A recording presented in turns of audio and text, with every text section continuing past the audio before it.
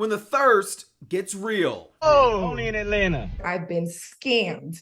You may know about the water boys in Atlanta. Bro, you can't blame me one time. In the news for years, doing whatever it takes to sell water on the side of the road. But people are getting tricked. Oh my God, why is this happening to me? Getting swindled out of hundreds of dollars as soon as they roll down their car window. I'm Justin Carter, this is TSR Investigates.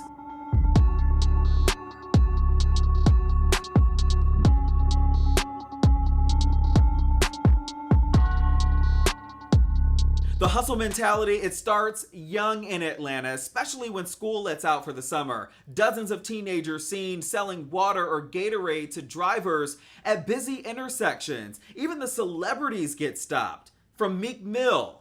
Yo, I just gave y'all money, man. Pooh Shiesty. Yeah, blue one, quit playing.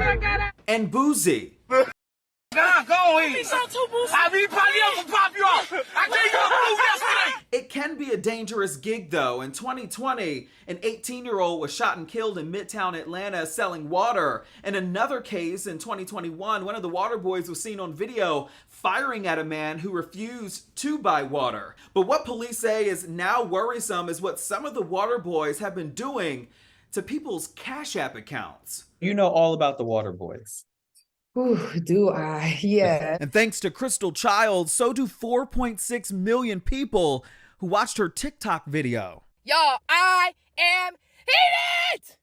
I got scammed! I'm so mad! So I'm just in a great mood. I'm driving towards 10th Street to Georgia Tech. So all the cars are lined up and I look around and I see the water boys. She's a star college volleyball player and was heading to an important meeting.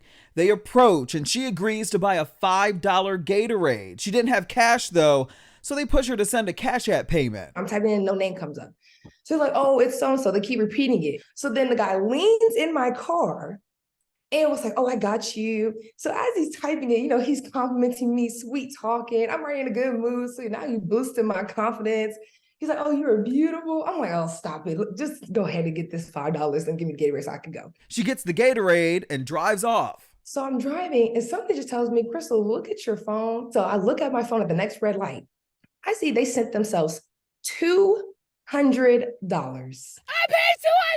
for a Gatorade! Oh, it's hot! It's not even cold! I immediately pulled over to the side of the road. I'm heated.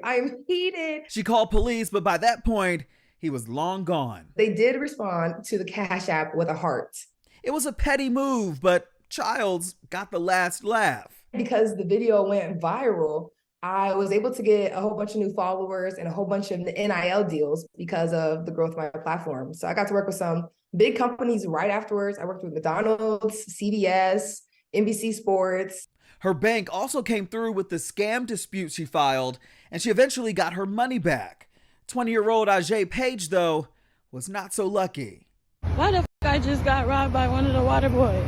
She pulled over, got out of her car, and started chasing them when someone with a Cash App name Lil Zay 111 took $400. I put in $1 on Cash App. I turn my phone, he types it in. So I turn my phone back, he's gone. And I look and I see I'm on the maps. I'm not even on Cash App anymore. So I hurry up and go back to Cash App and I see he sent himself $400. That was the whole thing I had in my Cash App. Contacted Cash App. They told me that it was an authorized transaction, so they closed my case. She lives on a tight budget and fell behind on her bills that month. We spoke to two other victims, Dyrell and Dominique, who can't show their face, but had the same experience. I look, the light turns green. I look at my phone. I see $981 gone out of my Cash App. You never think it's going to be you. So I reach back to grab my phone. Lights turning green. I look down, my entire Cash App balance is gone. $300. A single mother, she had just moved to Atlanta for a new job and ended up falling behind on her car payments because of this. Cash App denied her fraud claim, and she says that Atlanta police couldn't help her. They tell me that because I don't have a name, I don't, have a picture, I don't have anything tangible other than what he looked like and where I was, there was no point in taking a report.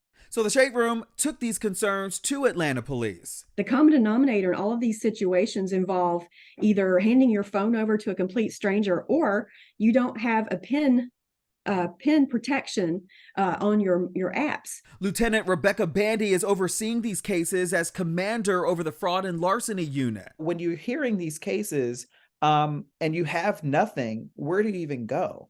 These are difficult cases because of the fact that it usually is a stranger on stranger crime. Unfortunately, they're also difficult cases to prosecute because the money goes into a bank account, and then that means detectives have to actually get court orders and search warrants to track down the bank accounts, and it's usually not their own bank accounts. It's usually someone who let them use it. She says there's been about a dozen of these fraud cases in the last month, and it goes beyond just the water boys. We're also receiving an increase in calls about just basic situations where a stranger will approach somebody out on the street and say, hey, I need to call my mom, my phone is dead. And the stranger, of course, wants to help, so they hand the phone over to them. What do you think a solution could be? It's going to take what I feel like is the entire community trying to encourage these kids. It's why Gregory Williams stepped up to do something about it, create structure for the water boys. He co-founded Water Boys in the Hood and began helping them brand their own merchandise and custom water products. I speak their language, so I know how to talk to them, and I know where they come from. The initiative, when I first started it, I'm like, y'all need to brand yourself. Money. He produces documentaries and also created a series about them. Sergio Tate, Amir Douglas, and Makai Williams were all featured. Everybody need water, so it just like grab a case. We just started thinking like we water boys, so we got our own brand of water for people that want water. They say it's discouraging getting looped in with their peers who are trying to scam the customers they serve. It's like taking from your mom. Like it could be somebody last money. They trying to bless you. They trying to give you their blessing, give you their energy to make sure they look out for you. And you go out your way to scam this person. I don't feel no way that's good. Now, there have been attempts to ban the water boys in certain parts of Atlanta. It's been unsuccessful, but the Water Boys in the Hood, they tell us right now they're focusing on erasing the stigma and working with the police and community to stop this violence and stop these scams. For more information about their mission, you can head over to our website, theshaderoom.com. For TSR Investigates, I'm Justin Carter.